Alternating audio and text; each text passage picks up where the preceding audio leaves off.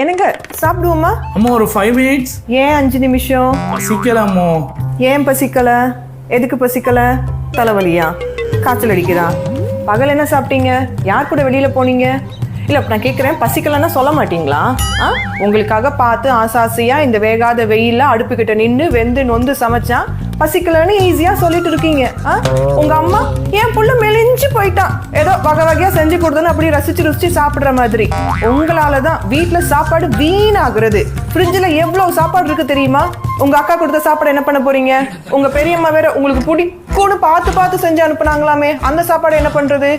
வீட்டுல திங்ஸ் வீணா போறதே உங்களாலதான். பிறகு சொல்றது சமையலுக்கு நான் நிறைய செலவழிக்கிறேன் அப்படின்ட்டு. நான் என்ன மாடா மனுஷியா? சரி சரி ஓகே சாப்பிடுவோமோ. இப்ப சாப்பிடுவோம்னா சாப்பாடு உடனே வந்துருமா? இனிதான் சமைக்கணும். எனக்கு ஒரு 10 நிமிஷமாச்சும் வேணும். எனக்கு என்ன 10 கையா இருக்கு? இவங்களுக்கு வேணும்னா நாங்க செய்யணும், வேண்டாம்னா சும்மா இருக்கணும்.